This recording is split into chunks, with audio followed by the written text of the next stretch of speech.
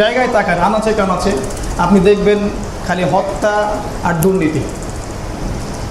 আর আপনি দেখবেন মুসলিমদের রক্ত প্রতিটা জায়গায় ঝরছে। হিস্ট্রিতে কখনো এমন হয়নি, ইতিহাসে কখনো এমন হয়নি যে আপনি education system, political system, economic system যেদিকে তাকাবেন দেখবেন করাপশন আর করাপশন, দুর্নীতি আর দুর্নীতি। হিস্ট্রিতে কখনো এমন হয়নি যে সামান্য সম্পদের জন্য ছেলে মাকে হত্যা করছে, ভাইকে হত্যা করছে, প্রতিবেশীকে হত্যা করছে, কখনো হয়নি।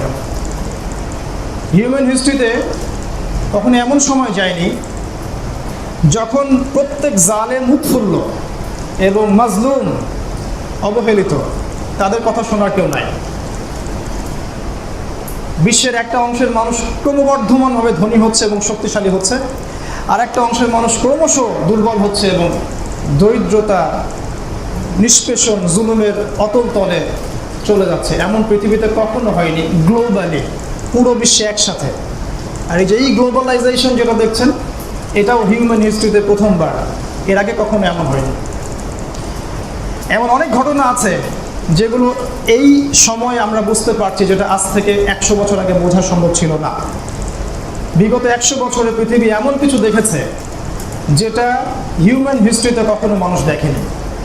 কিন্তু আমরা এই বিষয়গুলোতে মোটেও অবাক হইনি, কারণ আমরা যারা কোরআন এবং সুন্নাহ এর সাথে আখিরুজ্জামান বা শেষ জামানা নিয়ে পড়াশোনা করি, তারা মোটেও অবাক হয়নি।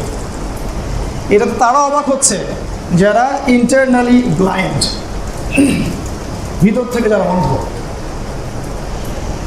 আপনি যদি শুধু কোরআন এবং সুন্নাহ এটা লিটারাল অর্থটা পড়েন এবং শেষ জামানার যতগুলো বই আছে এবং হাদিসগুলো আছে, এগুলো যদি একটু ঘাটাঘাটি করেন, আমার বিশ্বাস আপনার বাহ্যিক দৃষ্টির সাথে হৃদয়ের চোখটা খুলে যাবে ইনশাআল্লাহ। যদি এখানে একটা কথা না বললেই নয়, যদি আমি 15-20 বছর একটা এডুকেশন সিস্টেমে পড়াশোনা করি, হোক সেটা সেকুলার এডুকেশন সিস্টেম বা ইসলামিক এডুকেশন সিস্টেম, হোক সেটা সেকুলার এডুকেশন সিস্টেম বা ইসলামিক এডুকেশন সিস্টেম, 20-30 বছর পড়াশোনা করার পরেও যদি আমি বুঝতে না পারি যে আমরা এখন যে সময় বাস করছি এইটা শেষ জামানা, তাহলে কোনো একটা জায়গায় কিছু সমস্যা আছে। এই সমস্যাটার নাম হচ্ছে স্পিরিচুয়াল ব্লাইন্ডনেস বা আধ্যাত্মিক অন্ধত্ব। আজকে আমরা যারা 20-30 বছর honours, masters, BBA, MBA, doctorate করছি, তারপরেও মনে করছি যে সামনে সোনালি সকাল আসবে, সব ঠিক হয়ে যাবে, পৃথিবীটা আবার আগের অবস্থায় চলে আসবে। এখনও অনেক সময় পড়ে আছে, হাজার হাজার বছর। তারা মূলত ইন্টারনালি ব্লাইন্ড। যে সিস্টেম আপনাকে ইন্টারনালি ব্লাইন্ড করে দেয় সেটা কখনো আদর্শ এডুকেশন সিস্টেম হতে পারে না। আপনার ভাবার দরকার আছে। ঠিক একইভাবে আমি স্কলারদের কথা বলবো, ইসলামিক স্কলার যারা আছেন, আমাদের উস্তাদ, আলিম ওলামা যারা দিন শেখাচ্ছেন, তারাও যদি 15-20 বছর মাদ্রাসা ব্যাকগ্রাউন্ডে পড়াশোনা করে গবেষণা করে এটা বুঝতে না পারেন যে আমরা এখন যে সময়ে বাস করছি সেটা ডিফারেন্ট, হিস্ট্রিতে কখনো এমন সময় যায়নি, এবং এর পরে পৃথিবী যে রূপগুলো দেখবে সেটা বিভীষিকাময়, যেটা কথা মানুষ কল্পনা করতে পারছে না, তাহলে সরি টু সে যে ইসলামিক লাইনে পড়ার পরেও আপনার ভিতরে অন্ধত্ব থেকে গেছে। এখন এই অন্ধত্ব দূর করতে হলে কি করতে হবে? আমি খুব সিম্পল একটা কথা বলছি, কোরআন সুন্নাহর সাথে সমসাময়িক বিশ্বকে মিলিয়ে নিতে হবে। দ্যাটস অল, এতটুকুই। এবং আখিরুজ্জামান সংক্রান্ত আয়াত এবং হাদিসগুলোকে গভীর গবেষণা করতে হবে। এটার আলোকে আপনি যখন বর্তমান সময়ের পড়াশোনা, education system, political system, global affairs, current affairs এবং সারা বিশ্বে এখন যা হচ্ছে এগুলোকে গবেষণা করবেন, আপনি নিশ্চিত বুঝতে পারবেন যে আপনি একটা ডিফারেন্ট সময়ে বসবাস করছেন। এই সময়টা হিস্ট্রিতে কখনো ছিল না। এখন আমার দ্বিতীয় পয়েন্ট হচ্ছে যে এই শেষ জামানায় কয়েকটা ক্যারেক্টার আছে যে ক্যারেক্টারগুলো সবচেয়ে ইম্পর্ট্যান্ট রোল প্লে করবে। তার মধ্যে একটা ক্যারেক্টার হচ্ছে ইমামুল মাহদি, যিনি মুসলিমদের পতাকা ধরবেন। আজকে আমি কোনো কিছু ডিটেলস বলবো না, শুধু টাচ করছি। আরেকটা ক্যারেক্টার আছে খুব ইম্পর্টেন্ট, সেটা হচ্ছে ঈসা আলাইহিস সালাম, যখন তিনি ব্যাক করবেন। আর তার চেয়ে মোস্ট ইম্পর্টেন্ট ক্যারেক্টার আমাদের জন্য সেটা হচ্ছে মাসিহুদ দাজ্জাল, যাকে আপনি চিনতে ব্যর্থ হলে আপনি নিশ্চিত তাকে অনুসরণ করুন। ওই যে আমি অন্ধত্বের কথা বললাম, পৃথিবীতে যারাই অন্ধ, শেষ জামানায় যারা অন্ধ থাকবে, প্রত্যেক অন্ধ ব্যক্তি দাজ্জালকে অনুসরণ করবে, ইচ্ছায় হোক বা অনিচ্ছায় হোক, কারণ সে নিজেও অন্ধ দাজ্জাল নিজেও অন্ধ। শেষ জামানার অন্যতম ইম্পর্টেন্ট ক্যারেক্টার হচ্ছে ইয়াজুজ এবং মাজুজ। আমরা মনে করি এরা অনেক পরে আসবে। রাসূল সাল্লাল্লাহু আলাইহি ওয়াসাল্লাম হাদিসে বলে গেছেন, ঘুম থেকে তিনি ধরফর করে উঠছেন, উঠে তার স্ত্রীকে বলছেন যে আজকে ইয়াজুজ আর মাজুজের দেয়াল এই পরিমাণ ফুটো হয়ে গেছে। এটা রাসূল ওই জীবদ্দশায় বলে গেছে। এবং কোরআন আমাদেরকে বলছে তারা পৃথিবীর প্রত্যেকটা জায়গায় ছড়িয়ে পড়বে। ওয়া হুম মিন কুল্লি হাদাবিন ইয়ানসিলুন, এবং পৃথিবীর প্রতিটা আনাচে কানাচে ফাসাদ সৃষ্টি করবে। ফাসাদ, ওদের ফাংশন হচ্ছে ফাসাদ সৃষ্টি করা। এখন চিন্তা করবেন সারা বিশ্বে কারা ফাসাদ সৃষ্টি করছে, আপনি চিন্তা করবেন। আমি শুধু এতটুকু বলতে আসছি এখানে যে আপনারা চিন্তা করা শিখুন, দ্যাটস অল। এই ক্যারেক্টারগুলো শেষ জামানায় খুব ইম্পর্টেন্ট। আর তিনটা জাতি আছে যারা শেষ জামানায় সবচেয়ে ইম্পর্টেন্ট। একটা জাতি আমরা, উম্মতে মুহাম্মাদি, সবচেয়ে ইম্পর্টেন্ট রোল প্লে করবে শেষ জামানায় এই উম্মতে মুহাম্মাদি। আরেকটা জাতি হচ্ছে নাসারা, অর্থাৎ ঈসা আলাইহিস সালামের কওম। এরা দুই ভাগে বিভক্ত। এক ভাগ স্যান্টা ক্লজের ইবাদত করে, এক ভাগ সমকামিতাকে জায়েজ মনে করে, লাইসেন্স দেয়, সুদ খায়, মদ খায়, যেগুলো ঈসা আলাইহিস সালাম শিখাননি। এরা হচ্ছে পশ্চিমা সভ্যতা। আরেকটা অংশ আছে, এদেরকে বলা হয় অর্থোডক্স খ্রিস্টান। এরা কোরআন সুন্নাহর অনেক কাছাকাছি, অনেক কাছাকাছি। আর ঈসা আলাইহিস সালামকে সত্যিকার অর্থে ফলো করার চেষ্টা করে। তাই সব খ্রিস্টানই খারাপ এমন ধারণা নেবেন না, এটা ঠিক না। কোরআন আমাদেরকে বলেছে এমন কিছু ইহুদি আছে, এমন কিছু খ্রিস্টান আছে যাদের সাথে তোমাদের বন্ধুত্ব করাও হারাম। সূরা মাইদা পড়ে দেখবেন। আবার সেই সূরা মাইদার মধ্যে আল্লাহ পাক বলেছেন এমন কিছু খ্রিস্টান আছে, নাসারা আছে, যারা ভালোবাসার হৃদ্যতায় তোমাদের অনেক কাছাকাছি। এই একটা ক্যারেক্টার বা এই একটা কমিউনিটি শেষ জামানে খুব ইম্পর্টেন্ট। আরেকটা হচ্ছে ইহুদি জাতি, যেটাকে আমরা বলি মুসা আলাইহিস সালামের কওম, বানু ইসরাঈল। এরা খুব ইম্পর্টেন্ট, কারণ এরাই জেরুজালেমে দাজ্জালকে অনুসরণ করবে এবং দাজ্জালের ফলোয়ার হচ্ছে এরাই। এই তিনটা জাতি সম্পর্কে খুব গভীর পড়াশোনা করতে হবে। মজার ব্যাপার হচ্ছে আজকে ঈদুল আজহার সময় এগুলো কেন বলছি, কারণ এই তিনটা জাতি কোনো না কোনোভাবে ইব্রাহিম আলাইহিস সালামের সাথে সম্পর্কিত। ইব্রাহিম আলাইহিস সালামের দুই ছেলে, ইসমাইল, ইসহাক। ইসমাইল আলাইহিস সালাম হাজেরা আলাইহিস সালামের গর্ভে জন্ম, আর ইসহাক আলাইহিস সালাম সারা আলাইহিস সালামের গর্ভে জন্ম। ইসহাক আলাইহিস সালামের পর থেকে আসি ইয়াকুব, বানু ইসরাঈল, ইউসুফ, মুসা, ঈসা, দাউদ, সুলাইমান, সব এদিকে। লক্ষ লক্ষ নবী এইদিকেই, অর্থাৎ ইহুদি এবং খ্রিস্টান জাতি এদিকেই। ইহুদি এবং খ্রিস্টান জাতি বানু ইসরাঈলের মধ্যে অন্তর্ভুক্ত। আর আমরা যারা উম্মতে মুহাম্মাদি, আমরা বানু ইসমাইলের অন্তর্ভুক্ত, অর্থাৎ ইসমাইল আলাইহিস সালামের বংশ থেকে মুহাম্মদ সাল্লাল্লাহু আলাইহি ওয়াসাল্লাম।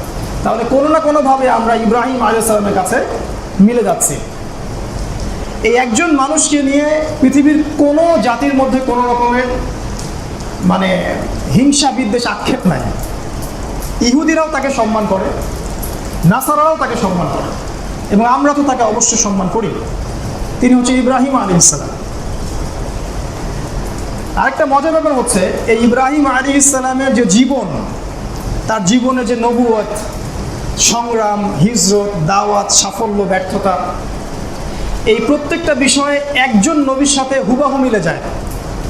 একজন নবীর সাথে, অন্য কোনো নবীর সাথে হুবাহু মিলে যায় না। সেই নবীর নাম হযরত মুহাম্মদ সাল্লাল্লাহু আলাইহি ওয়াসাল্লাম। আপনি জীবনের যে কোনো ক্ষেত্রে তাকাবেন রাসূল সাল্লাল্লাহু আলাইহি ওয়াসাল্লামের জীবনীতে, দেখবেন সেটা ইব্রাহিম আলাইহিস সালামের সাথে মিলে যাচ্ছে কোনো না কোনোভাবে। এজন্যই হয়তো আমরা দরুদে অন্য নবীর নাম নেই না।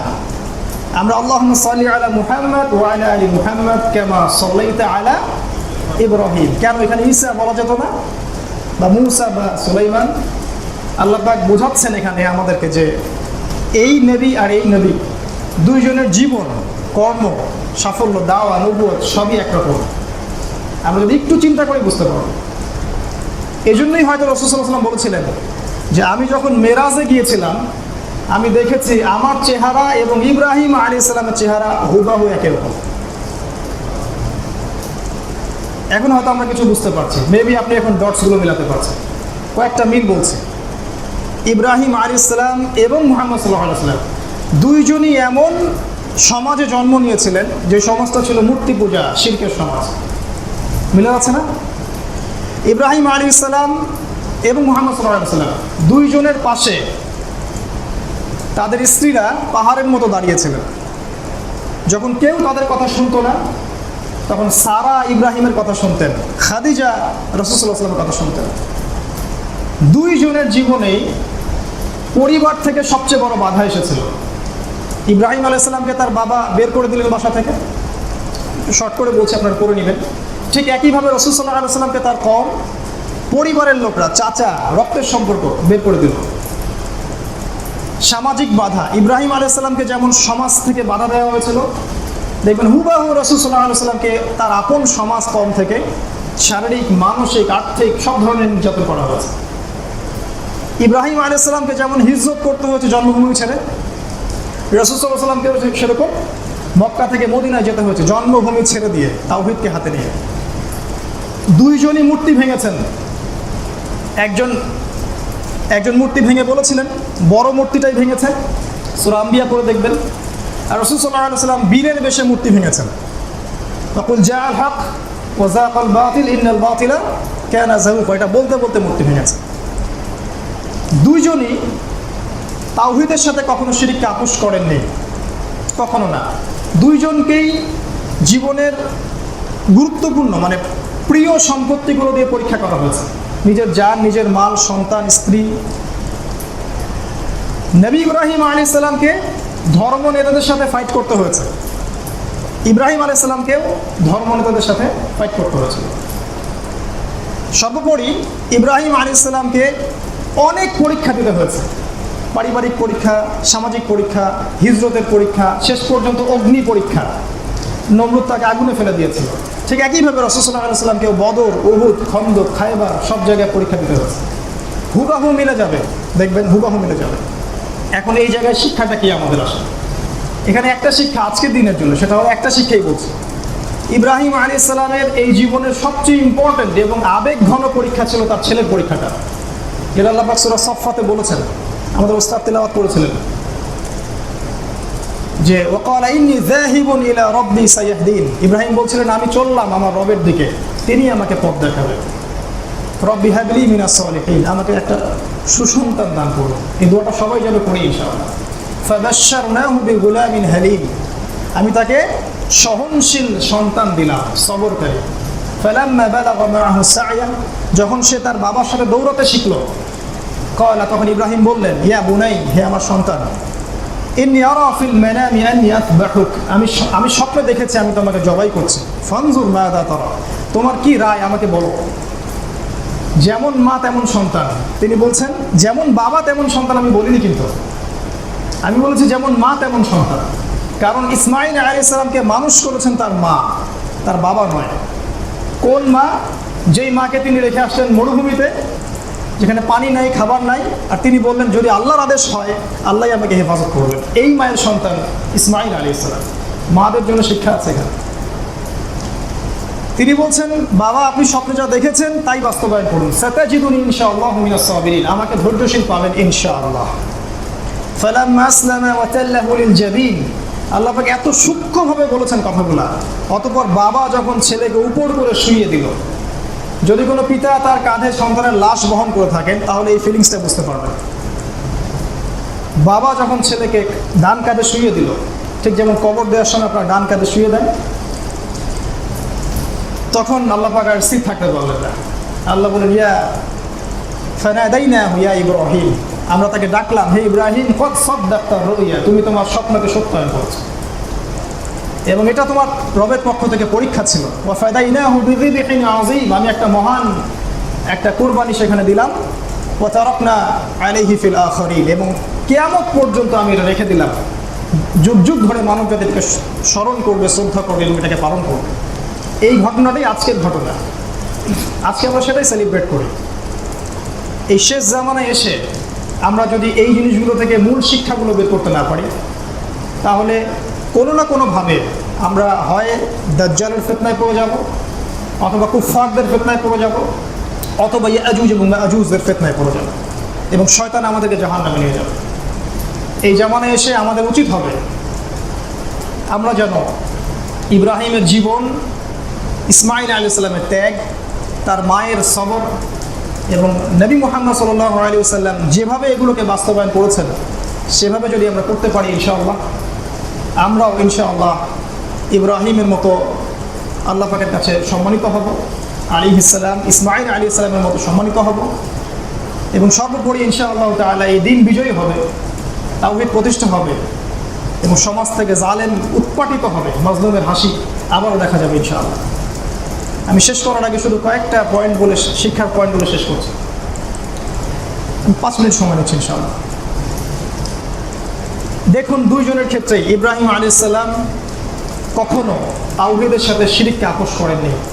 শেষ জামানার প্রতিটা মুসলিমের উচিত আমরা যেন কোনো অবস্থাতেই শিরকের সাথে আপোষ না করি। এই আপোষহীন চেতনাটা ইব্রাহিমের শিক্ষা।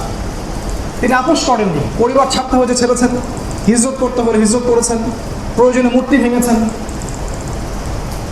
প্রয়োজনে তিনি নিজের মাতৃভূমি ছেড়ে দিয়ে একদম দূরে কেনানে গিয়ে থেকেছেন, তারপরেও তিনি শিরকের সাথে আপোষ করেননি। এটা আমাদের প্রথম শিক্ষা। দ্বিতীয় শিক্ষা হচ্ছে, যখন আপনি তাওহীদের উপরে থাকবেন, আমি তাওহীদের উপরে থাকবো, আল্লাহর পক্ষ থেকে পরীক্ষা আসবে। আল্লাহ পাকের সূরা বাকারায় বলেছেন 124 নম্বর আয়াতে, ওয়াইয ইবতালা ইব্রাহিম রাব্বুহু বিকালিমাতিন ফাআতান্নাহুন্না। যখনই আল্লাহ ইব্রাহিমকে কোনো না কোনো পরীক্ষা করেছেন, প্রত্যেকটা পরীক্ষায় সে পাশ করেছে। তারপরে আল্লাহ পাক বলেছেন, ইন্নী জাইলুকা লিন-নাসি ইমামান। তুমি যে এখন পরীক্ষায় পাশ করেছো, এখন আমি তোমাকে মানব জাতির নেতা করলাম। তাই আল্লাহর পক্ষ থেকে পরীক্ষা আসবে যখন আপনি তাওহীদ এবং সুন্নাহর উপরে থাকবেন। আর যদি আমরা পরীক্ষায় পাশ করতে পারি, আল্লাহ পাক আমাদেরকে সম্মানিত করবেন। আল্লাহ পাক এটা বলেছেন। 2 নম্বর শিক্ষা হচ্ছে এটা। 3 নম্বর হচ্ছে আত্মসমর্পণ। ইব্রাহিম আলাইহিস সালাম সম্পর্কে আল্লাহ সূরা বাকারার 121 নম্বর আয়াতে বলেছেন, ওয়াইয ক্বালা লাহু রাব্বুহু আসলিম ক্বালা আসলামতু লিরাব্বিল আলামিন। যখনই আল্লাহ তাকে বলেছেন আত্মসমর্পণ করো, তিনি সাথে সাথে আত্মসমর্পণ করেছেন। আমরা একটু ভাবি নিজেদের দিকে যে আমরা কি আল্লাহর জন্য সব কিছু আত্মসমর্পণ করতে পারছি? হারাম রিজিক ছাড়তে পারছি, সুদ ছাড়তে পারছি, ঘুষ, জিনা, ব্যভিচার, দুর্নীতি, করাপশন, আল্লাহ বিরোধী আইন শাসন এগুলো ছাড়তে পারছি না। তার মানে এখন আমরা পরিপূর্ণ ইসলামে ঢুকতে পারিনি। এটাই সত্য, এটাই চূড়ান্ত সত্য। আমরা এখনো পরিপূর্ণ ইসলামে ঢুকতে পারিনি। যখনই আল্লাহর কোনো আদেশ আসবে, সাথে সাথে স্যারেন্ডার করতে হবে। এটা ইব্রাহিম আলাইহিস সালামের সুন্নাহ, এটা মুহাম্মদ সাল্লাল্লাহু আলাইহি ওয়াসাল্লাম করে দেখিয়েছেন। এটা যদি শেষ জামানে আমরা করতে পারি, ইনশাআল্লাহ আমরা সফল হব। 4 নম্বর হচ্ছে, এই শেষ জামানার প্রত্যেকটা মাকে হতে হবে হাজেরা আলাইহিস সালামের মতো। প্রতিটা মা, তাদেরকে জন্ম দিতে হবে ইসমাইলকে। এখন আমরা আমাদের প্যারেন্টিংয়ের দিকে তাকাই একটু। আমরা আমাদের সন্তানদেরকে নিয়ে কি আশা করে থাকি? বড় হবে, সরকারি চাকরি করবে, ব্যবসা করবে, বাড়ি করবে, গাড়ি করবে, এই তো, এর বেশি কিছু না। শেষ জামানায় শেষ বয়সে আমাকে এসে দেখবে একটু। কিন্তু হাজেরা আলাইহিস সালাম এমন করে চিন্তা করেননি। তিনি আল্লাহর জন্য এমন একজন সন্তানকে জন্ম দিচ্ছেন যার বয়স মাত্র 12, 13, 14। তাকে বলা হচ্ছে তোমাকে আল্লাহর জন্য কুরবানি হতে হবে। সে বলছে আমি প্রস্তুত। একটা যুবক ছেলে দেখেন এখন যে আল্লাহর জন্য এইভাবে কুরবানি করতে প্রস্তুত থাকে। আমি বলছি না নাই, কিন্তু তাদের সংখ্যা অনেক কম। শেষ জামানার যুবকরা যদি ইসমাইলের মতো হতে না পারে, যখনই আল্লাহর হুকুম আসবে তখনই আল্লাহর জন্য দাওয়াত এবং জিহাদে ঝাঁপিয়ে পড়তে হবে। নিজেকে উৎসর্গ করতে হবে আল্লাহর পথে, নিজের জান, নিজের মাল, নিজের হায়াত, রিজিক সব কিছু। যদি এরকম চেতনা, ইসমাইলি চেতনা না আসে, এই যুবকদেরকে দিয়ে শেষ জামানে কিছুই হবে না। এরা প্রত্যেকেই দাজ্জালকে ফলো করবে, যেমনটা এখন করছে। যুবকদেরকে দেখেন, হয় পর্নোগ্রাফি, না হলে মদ, না হলে গার্লফ্রেন্ড, অথবা পলিটিক্যাল পাওয়ারের পিছনে দৌড়াচ্ছে, আর কোনো কাজ নাই। আমি যদি ভুল হয়ে থাকে আমাকে কারেক্ট করবেন। অথবা এমন জায়গায় সে পড়াশোনা করে জীবনটা নষ্ট করছে যেটাকে অন্ধ করে তুলছে, অন্ধ, ইন্টারনালি ব্লাইন্ড। ইসমাইলি চেতনা যুবকদেরকে ধারণ করতে হবে শেষ জামানে, এটা একটা শিক্ষা। 4 নম্বর 4 নম্বর বলছিলাম, এই হাজেরা আলাইহিস সালামের মতো হতে হবে আমাদের মাদেরকে। এমন সন্তান জন্ম দিতে হবে যারা ইসমাইলের মতো হয়। আর 5 নম্বর যেটা বলতে চাচ্ছিলাম, যে যুবকদেরকে হতে হবে ইসমাইলের মতো। আমাদের এই যে কোরবানির পশুটা, আমার বাসার ছাগল, আপনার বাসার গরু, এরা ইসমাইল। আপনি ওদের চোখের দিকে কখনো তাকিয়েছেন? ওরা জানে যে ওদেরকে এখন কোরবানি হতে হবে। সিরিয়াসলি বলছি, ওরা জানে যে ওদেরকে এখন কোরবানি হতে হবে। আল্লাহ পাক ওদেরকে এটা জানিয়ে দিয়েছেন। তারা তো ভয় পায় না, তারা তো পিছু পা হয় না। তারা তো আপনার অনুগত হয়ে যায়। আপনি যখন ছুরি চালান তারা গলাটা পেতে দেয়, খেয়াল করে দেখবেন।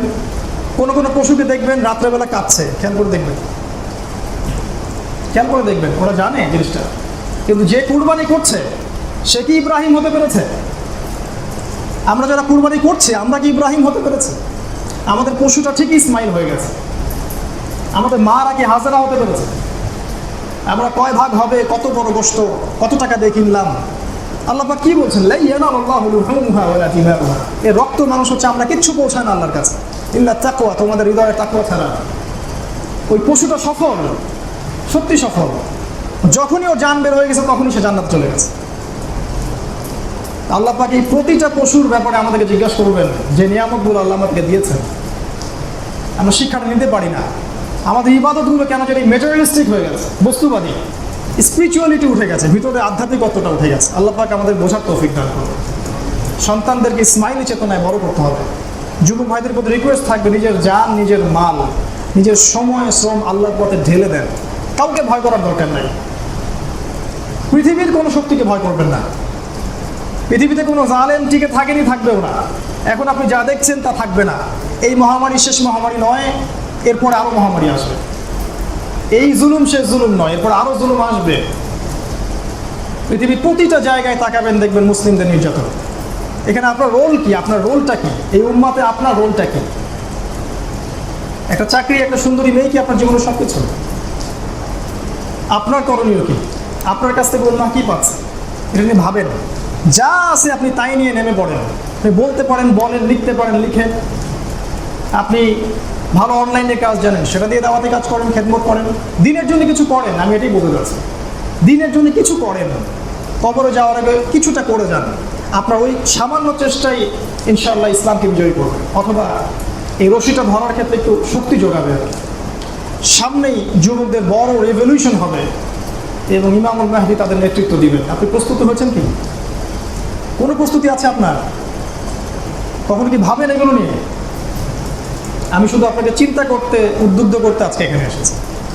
এই 4-5টা শিক্ষা বললাম, ওই পশুর মধ্যে শিক্ষা আছে। 6 নম্বর একটা শিক্ষা বলছি, হিজরত। যদি অনুকূল পরিবেশে দিন পালন করতে না পারেন, আপনাকে সব কিছু ছেড়ে এমন জায়গায় হিজরত করতে হবে যেটা আপনার অনুকূলে দিন পালনে সহায়ক হবে। এটা ইব্রাহিমের সুন্নাত, মুহাম্মদ সাল্লাল্লাহু আলাইহি ওয়াসাল্লামের সুন্নাত। আর এরকম জাহিলিয়াতের মধ্যে থেকে, এই গডলেস ওয়ার্ল্ডের মধ্যে থেকে, এরকম জালেম, ফাসেক, মুনাফিকদের আন্ডার থেকে যদি আপনি মনে করেন যে আপনি কমফোর্টেবলি ইসলাম পালন করতে পারেন, আপনি বোকা স্বর্গে বাস করছেন। কখনোই তারা আপনাকে 100% ইসলাম ফলো করতে দিবে না। যখনই তারা জানবে আপনি 100% ইসলাম ফলো করার চেষ্টা করছেন, আপনাকে তারা একদম স্ল্যাশ দেবে, সে করে উপরে ফেলবে তারা আপনার। আর 7 নম্বর শিক্ষা হচ্ছে, লাস্ট শিক্ষাটা বলছে, সে জীবনে অনেক পরীক্ষা আসবে ইব্রাহিম আলাইহিস সালামের মতো। যখন আপনি তাওহীদের উপর থাকতে চাবেন, ইসলামের জন্য কিছু করতে চাবেন, কোনো অবস্থাতেই যেন পরাজিত না হই। আল্লাহ পাক যদি অগ্নি পরীক্ষাও দিতে হয়, তখন যেন ইব্রাহিমের মতো বলতে পারি যে হাসবুনাল্লাহু ওয়া নি'মাল ওয়াকিল। ইসলামের জন্য যদি আপনার জান মাল কেড়ে নেওয়া হয়, আপনাকে ডিস্ট্রয় করে দেওয়ার চেষ্টা করা হয়, ত্যাগ করতে হয়, হিজরত করতে হয়, ছাড়তে হয়, তাও যেন আপনি বলতে পারেন যে হাসবুনাল্লাহু ওয়া নি'মাল ওয়াকিল। এই চেতনাগুলোই আমাদের আজকের এই কুরবানি ঈদের শিক্ষা। আমরা খুব সংক্ষেপে কিছু কথা তুলে ধরার চেষ্টা করলাম। আমরা আল্লাহর কাছে দোয়া করছি, আল্লাহর জন্য আমাদের প্রত্যেককে কথাগুলো একটু বোঝার তৌফিক দান করেন, আমাদের হৃদয়ের চোখটা আল্লাহ পাক খুলে দেন, এবং সবাই যেন একটু স্টাডি করি, পড়াশোনা করি। অ্যাটলিস্ট এই 3-4 দিন বন্ধে ইব্রাহিমের জীবনটা পড়ে নেই, আলাইহিস সালাম, রাসূল সাল্লাল্লাহু আলাইহি ওয়াসাল্লামের সিরাটা পড়ে নেই। দেখবেন আপনি নিজেও অনেক কিছু বুঝতে পারছেন। কতটুকু করতে পারবো জানি না, কিন্তু আমরা অ্যাটলিস্ট বুঝে যদি নিজেরা পরিবর্তন হতে পারি, আমাদের পরিবারটুকুকে পরিবর্তন করতে পারি এবং সবর করি, প্রয়োজনে আমরা যেন আল্লাহর পথে হিজরত করতে পারি বা অনুকূল কমিউনিটি গড়ে তুলতে পারি, এটাই আল্লাহর কাছে অনেক হবে ইনশাআল্লাহ। আল্লাহ পাক কতটুকু করতে পারছি এটা দেখবেন না, আমরা কতটুকু চেষ্টা করছি এটাই আল্লাহ পাক দেখবেন। আমরা দোয়া করছি আল্লাহর কাছে শেষে গিয়ে, ঠিক ইব্রাহিমের ভাষায় আমরা দোয়া করছি আলাইহিস সালাম। তিনি যেমন বলেছিলেন, রব্বি হাবলি মিনাস সালিহিন, হে আল্লাহ আপনি আমাদের প্রত্যেকের ঘরে ঘরে সুসন্তান দান করুন, ইসমাঈল আলাইহিস সালামের মতো সন্তান দান করুন। হে আল্লাহ আপনি আমাদের প্রত্যেকের ঘরে হাজারা আলাইহিস সালামের মতো সতীসাধী সবরকারিণী স্ত্রী দান করুন। আল্লাহ পাক আমাদের প্রত্যেক মা বোনকে সারা আলাইহিস সালামের মতো কবুল করে নিন। আল্লাহ সুবহানাহু ওয়া তাআলা আমাদের প্রত্যেক পিতাকে ইব্রাহিম আলাইহিস সালামের মতো দৃঢ়চিত্তের পিতা হওয়ার তৌফিক দান করুন। আল্লাহ সুবহানাহু ওয়া তাআলা আমাদেরকে তাওহীদের সাথে শিরককে যেন আমরা আপোষ না করি, এই মানসিকতা জন্ম দেওয়ার তৌফিক দান করুন। আল্লাহর পথে আমাদের জান মাল সময় শ্রমকে বিলিয়ে দেওয়ার তৌফিক দান করুন। আল্লাহ সুবহানাহু ওয়া তাআলা আমাদের নেক আমলগুলোকে কবুল করে নিন এবং এই বৈশ্বিক ক্রান্তি লগ্নের এই যাবতীয় দৃশ্য অদৃশ্যের ক্ষতি থেকে আল্লাহ পাক আমাদেরকে হেফাজত করুন, আমাদেরকে সুস্থ রাখুন, নিরাপত্তা দান করুন এবং কুরবানির এই মহান শিক্ষায় আমাদেরকে উজ্জীবিত হওয়ার তৌফিক দান করুন। রব্বানা তাকাব্বাল মিন্না ইন্নাকা আনতাস সামিউল আলিম ওয়া তুব আলাইনা ইন্নাকা আনতাত তাওয়াবুর রহিম। রব্বানা ওয়াজআলনা মুসলিমাইন লাক ওয়া মিন যুররিয়্যাতিনা উম্মাতান মুসলিমাতান লাক ওয়া আরিনা মানাসিকানা ওয়া তুব আলাইনা ইন্নাকা আনতাত তাওয়াবুর রহিম। رب اجعلني مقيم الصلاة رب اجعلنا مقيم الصلاة ومن ذريتنا إنك ربنا إنك تقبل دعاء. ربنا اغفر لي ولوالدي وللمؤمنين يوم يقوم الحساب. اللهم آتنا في الدنيا حسنة وفي الآخرة حسنة وقنا عذاب النار. اللهم ابسط علينا من بركتك فضلك رزقك نعمتك ومغفرتك. اللهم إنا نعوذ بك من هذه البلاء، إنا نعوذ بك من هذه الطاعون ومن كل أثره ومن المرض والجنون والجذام ومن سيء الأسقام يا أرحم الراحمين. سبحان ربك رب العزة عما يصفون وسلام على المرسلين الحمد لله رب العالمين. السلام عليكم ورحمة الله وبركاته.